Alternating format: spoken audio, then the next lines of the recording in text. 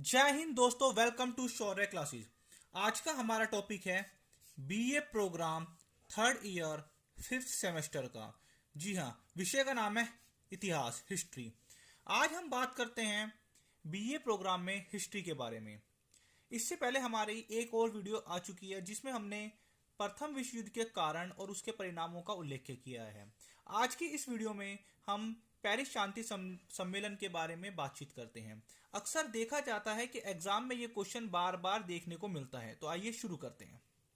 हमने पहली वीडियो में चर्चा की थी कि प्रथम विश्व युद्ध जब जब समाप्त हुआ था तो उसके बाद हुआ क्या। उसके बाद एक पेरिस शांति सम्मेलन हुआ। ये पेरिस शांति सम्मेलन पेरिस में ही आयोजित किया गया, इसीलिए इसे पेरिस शांति सम्मेलन के नाम से जाना जाता है। मैं आपको यहाँ थोड़ा पीछे लेके जाना चाहता हूँ। जैसे कि ये हमें पता है, प्रथम world war, first world war जो था वो 4 साल 3 महीने 11 दिन तक चला। 28 जून 1914 को ये शुरू हुआ और 11 नवंबर 1919 को ये खत्म हुआ। युद्ध खत्म होने के बाद जीते हुए मुल्कों ने हारे हुए मुल्कों के ऊपर कुछ संधियों को थोप दिया, जो कि पेरिस में जो ये संधियां हुई थी, इसीलिए इसे पेरिस शांति सम्मेलन के नाम से जाना जाता है। फर्स्ट वर्ल्ड वॉर खत्म हुआ 11 नवंबर 1919 को। इस सम्मेलन में क्या हुआ था कि 5 मुल्कों के साथ संधि की गई थी। पेरिस शांति सम्मेलन 18 जनवरी 1919 को शुरू हुआ था और 5 मुल्कों के साथ यहाँ पे संधि की गई थी। जैसे मैं आपको बताना चाहता हूँ, जैसे वर्साई की संधि जर्मनी के साथ की गई थी, ऑस्ट्रिया की संधि ऑस्ट्रिया के साथ सेंट जर्मन की संधि की गई थी, बल्गेरिया के साथ न्यूली की संधि की गई थी, हंगरी के साथ ट्रियानो की संधि की गई थी और तुर्क के साथ स्रेव या लुसान की संधि की गई थी। इसमें सबसे घातक संधि थी जर्मनी के साथ, जो कि वर्साई की संधि की गई थी। 28 जून 1919 को की गई थी यह संधि। तो आइए अब हम शुरू करते हैं। सबसे पहले जो इस युद्ध में जो जीते हुए प्रतिनिधि थे, अर्थात जीते हुए मुल्कों ने क्या करा था, पेरिस में शांति सम्मेलन आयोजित किया और जो हारे हुए मुल्कों के साथ थे उनके साथ कुछ संधियां की। यहाँ पे मैं आपको बताना चाहता हूँ कि एक उदाहरण के तौर पे हम समझ सकते हैं। सपोज करते हैं कि भाई 4-5 दोस्त और 4-5 लोग आपस में फाइट करते हैं, तो दूसरी साइड पे भी 5 आदमी हैं, इस साइड पे भी 5-6 आदमी हैं। एक साइड की टीम जो जीत जाती है उनको मित्र राष्ट्र के नाम से जाना जाता है। जीते हुए मुल्कों ने क्या करा, जीते हुए आदमियों ने हारे हुए आदमियों को ये बोला, भाई देख, तूने मेरी शर्ट फाड़ दी, तूने मेरे कपड़े फाड़ दिए, अब तुझे इसका हर्जाना भुगतना पड़ेगा। तो अंत में क्या होता है, फाइट क्या कोई सी हो, अंत में सिर्फ होता है तो क्या, कॉम्प्रोमाइज, संधि होती है। तो जीते हुए मुल्कों ने हारे हुए मुल्कों के ऊपर अब संधियां थोप दी कि भाई जो भी ये युद्ध हुआ है इसका हर्जाना तुम्हें भुगतना पड़ेगा, क्योंकि तुम्हारी वजह से ही यह युद्ध हुआ है। तो जब भी कोई भी मुल्क युद्ध को जीतता है या जब भी आपस में फाइट होती है और जो व्यक्ति जीतता है वो हारे हुए व्यक्तियों के ऊपर कुछ ना कुछ संधियों को थोपता है, हर्जाने को थोपता है। यही वह संधियां थी। इसमें 5 प्रकार की संधि हुई थी। जैसे जीते हुए मुल्कों में था ये, एक था यूएसए, संयुक्त राज्य अमेरिका, इंग्लैंड, फ्रांस, इटली और जापान। ठीक है जी। बाद में क्या हुआ, बाद में यूएसए, इंग्लैंड और फ्रांस ने 3 मुख्य इन्होंने एक संगठन का निर्माण करा और इन तीनों ने ही इटली और जापान को इस संधि के बाद धीरे धीरे हटाना शुरू कर दिया और आपस में जो हारे हुए मुल्क थे उनसे इन तीनों ने ज्यादा मुनाफे को कमा लिया, जैसे यूएसए, इंग्लैंड और फ्रांस। उस टाइम पे अमेरिका के जो राष्ट्रपति थे उनका नाम था वुडरो विल्सन। वुडरो विल्सन ने 14 सूत्रीय कार्यक्रम को रखा था। उनका मानना था कि 14 सूत्र मतलब जैसे एक दूसरे पर आक्रमण ना करना, भाई एक कंट्री की सेना मिनिमम इतनी होनी चाहिए या एक देश के पास इतने हथियार होने चाहिए। इसी प्रकार से 14 उन्होंने सूत्रों को निर्धारित किया था। इसलिए पेरिस शांति सम्मेलन को वुडरो विल्सन के 14 सूत्रीय समझौते के नाम से भी जाना जाता है। अब यहाँ पे हम एक एक करके इन पांचों के बारे में अब चर्चा करते हैं। पेरिस शांति सम्मेलन में क्या था, हमें बेसिकली इन पांचों के बारे में थोड़ा बहुत बताना है। सबका उत्तर ऑलमोस्ट सेम है। आप एक से दो बार ये वीडियो जब देखोगे तो आपको सारा समझ में आ जाएगा। सबसे पहले वर्साई की संधि। यही वर्साई की संधि दूसरे विश्व युद्ध का मुख्य कारण बनी। वर्साई की संधि 28 जून 1919 को की गई थी। ये संधि जर्मनी के साथ की गई थी। इस संधि में जर्मनी के प्रतिनिधियों को नहीं बुलाया गया था, अर्थात ये संधि जर्मनी के ऊपर थोपी गई थी। इसके ऊपर मैं एक अलग से सेपरेट वीडियो लेके आऊंगा। इसमें इसको एक्सप्लेन नहीं करूंगा, इसमें सिर्फ इतना एक्सप्लेन करूंगा कि आप अपने एग्जाम में आप जितना लिख के आ सको। इसके साथ साथ है वर्साई की संधि 28 जून को 1919 में हुई। यह संधि जर्मनी के साथ हुई और इसमें जर्मनी के प्रतिनिधियों को बुलाया नहीं गया, उनके ऊपर ये संधि थोपी गई। इस संधि के अनुसार इस संधि पत्र में को 15 भागों में बांटा गया, जिसमें 440 अनुच्छेद थे। अब 440 अनुच्छेद आप ऐसे याद कर सकते हो कि भाई अगर किसी को 440 वोल्ट का झटका लगता है तो वो मीन्स थोड़ा सा बेहोश हो जाता है। तो एक प्रकार से वर्साई की संधि 440 वोल्ट का झटके के रूप में साबित हुई। किसके लिए? जर्मनी के लोगों के लिए। इसी के साथ साथ भाई इस संधि में जो जर्मनी के प्रदेश थे, जैसे भारत है, अब भारत में 29 स्टेट और 8 यूटीज, इसी प्रकार से जो जर्मनी के जितने प्रदेश थे उनको आपस में बांट लिया गया। सभी नहीं, कुछ कुछ जो बॉर्डर वाले, जैसे अब अगर भारत पाकिस्तान की फाइट होती है और भारत जीत जाता है, वो तो भारत वैसे भी मतलब जीतेगा। अगर भारत जीतने के बाद भारत ने पाकिस्तान के पंजाब वाले क्षेत्र को अपने अधीन मिला लिया। पाकिस्तान में जो जम्मू कश्मीर वाला जो जम्मू वाला क्षेत्र था उसको अपने अधीन मिला लिया। सिंध के क्षेत्र को भी अपने अधीन मिला लिया। तो भारत ने पाकिस्तान के क्षेत्र को जीतना शुरू कर दिया, मतलब अपने अधीन मिला लिया। तो उसी प्रकार से वर्साई की संधि के बाद मित्र राष्ट्रों ने, मतलब जो जीते हुए मुल्कों ने थे, उन्होंने जर्मनी के प्रदेश, उसके साम्राज्य को कम कर दिया और उसके सैनिकों की संख्या को कम कर दिया।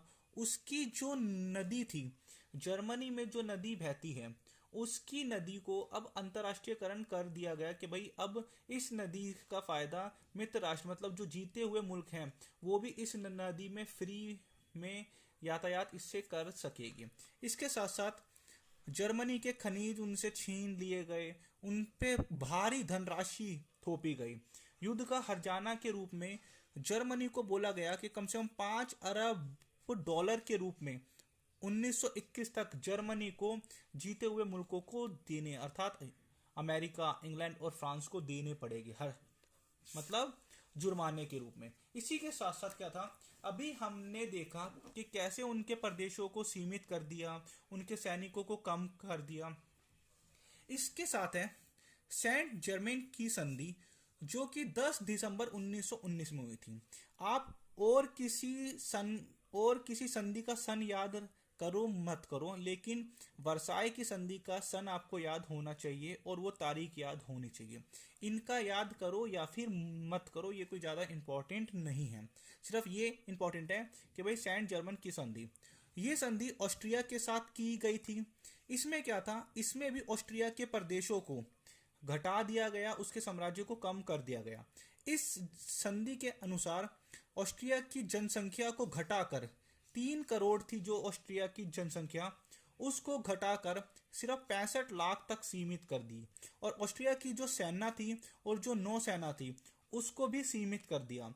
उसके सैनिकों की संख्या सिर्फ 30,000 कर दी गई, जो कि पहले लाखों में थी। इसके साथ साथ ऑस्ट्रिया के ऊपर युद्ध हर्जाना धन के रूप में जुर्माना भी लगाया गया। साथ ही साथ ऑस्ट्रिया की जो कलाकृतियाँ थी, राष्ट्रीय कलाकृति का अर्थ है जैसे भारत अगर पाकिस्तान पे अटैक करके वही वहाँ के साम्राज्य को अपने अधीन मिलाने की कोशिश करता है, तो पाकिस्तान में जब कुछ ऐसी चीज़ें होएगी जो खुदाई के टाइम पे जो काफ़ी इम्पोर्टेंट निकली होएगी, जो काफ़ी इम्पोर्टेंट है और काफ़ी ऐतिहासिक है।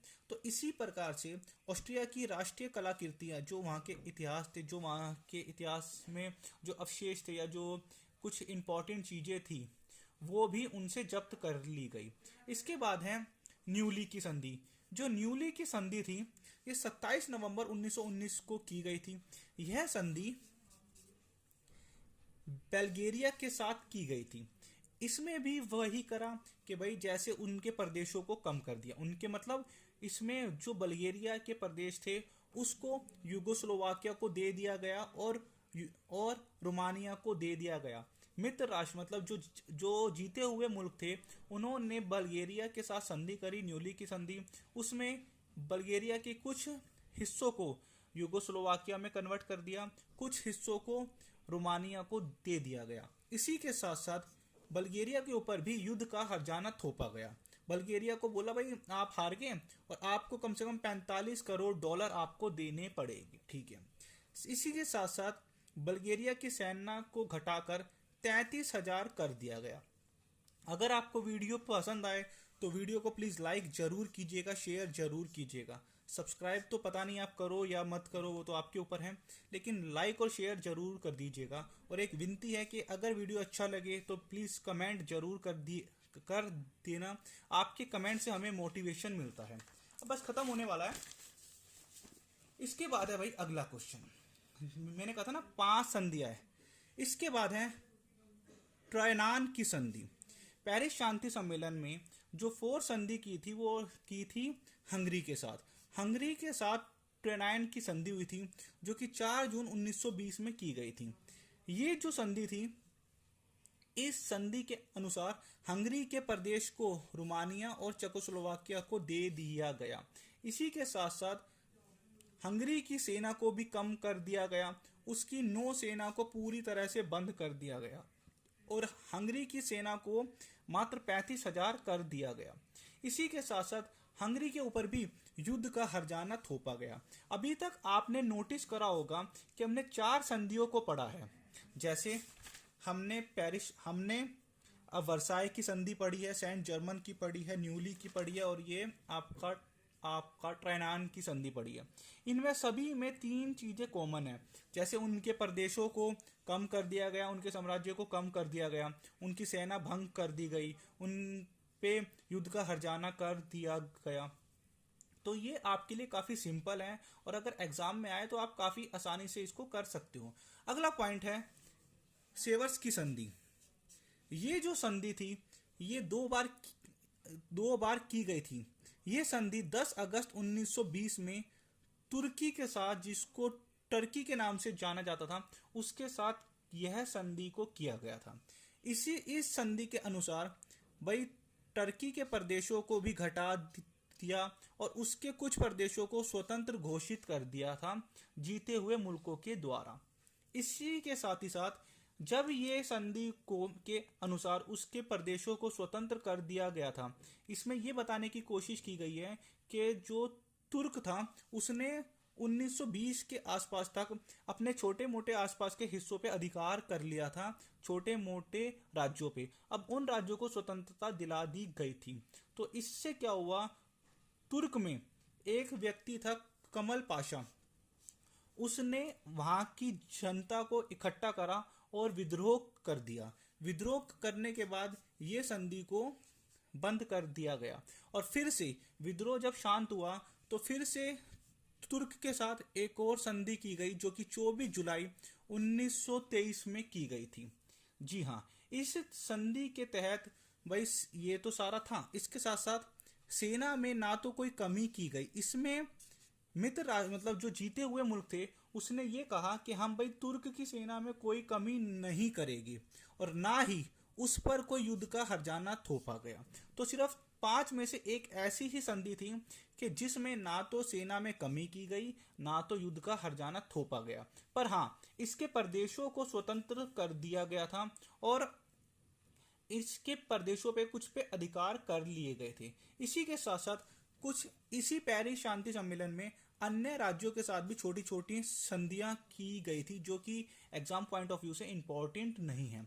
इस पेरिस शांति सम्मेलन की कुछ आलोचना हुई थी कि भाई ये इतनी खराब संधि या ऐसी संधि क्यों थी कि जिसके द्वारा दूसरा विश्व युद्ध हुआ। इसकी आलोचना, आलोचना मतलब इसकी बुराइयां, इसके अवगुण। आलोचना, सबसे पहले तो ये संधि थोपी हुई थी। सेकंड पॉइंट, ये संधि अपमानजनक थी। भाई सिंपल सी बात है, अगर आप किसी के साथ संधि करते हो, अगर सपोज करो किसी व्यक्ति की मंथली इनकम 5,000 रुपये है और आपने उसको ये बोला भाई मुझे तेरे से 1,00,000 रुपये हर महीने चाहिएगा, तो वो कहाँ से अफोर्ड कर पाएगा। एक तो आपने मतलब एक तो जीते हुए मुल्कों ने उनसे उनके साम्राज्य छीन लिए, उनसे खदान छीन लिए, उनके मटेरियल्स छीन लिए, उनके जो कोयले की खदान थी वो सब छीन लिए, संसाधन छीन लिए, ऊपर से आप उनसे हर्जाना भी मांग रहे हो। इसके साथ साथ ये संधि जो थी वो थोपी हुई थी, अर्थात जो जीते हुए मुल्कों ने थे, मित्र जो मतलब जीते हुए मुल्क थे, उन्होंने जर्मनी पे ये संधि थोपी थी। जर्मनी की जनता युद्ध करना चाहती थी, परंतु वहां की सरकार ने अपने लोगों को बचाने के लिए ये संधि को स्वीकार कर लिया, मतलब स्वीकार नहीं करा था परंतु उन्होंने थोपा कि भाई अगर तुम ये संधि नहीं स्वीकार करोगे तो हम तुम्हारे ऊपर फिर से अटैक कर देंगे। तो इसका मैं अलग से वीडियो बनाऊंगा। अगला पॉइंट है क्या, अधिक हर्जाना। भाई जैसे हमने अभी पढ़ा कि अब जर्मनी को $5 अरब देना पड़ा, किसके रूप में, धनराशि देनी पड़ी हर्जाने के रूप में। और 1921 से पहले 1921 तक, जो कि एक बहुत बड़ी रकम थी, $5 अरब।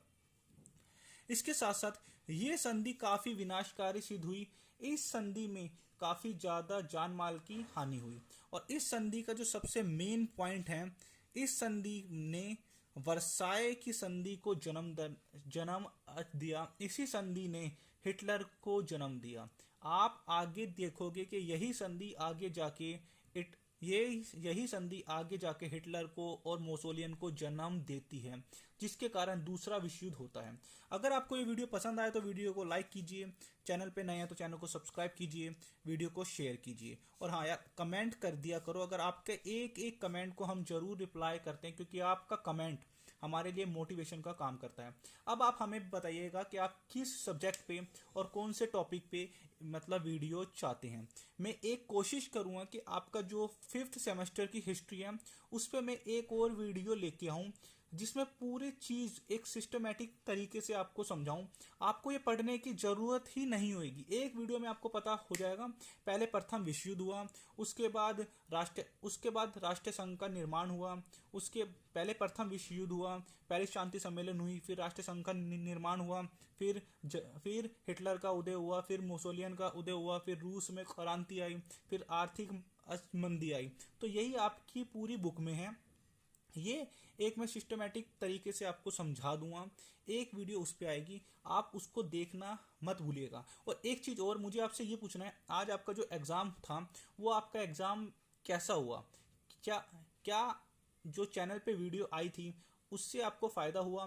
आप प्लीज कमेंट करके जरूर बताइएगा। जय हिंद, जय भारत।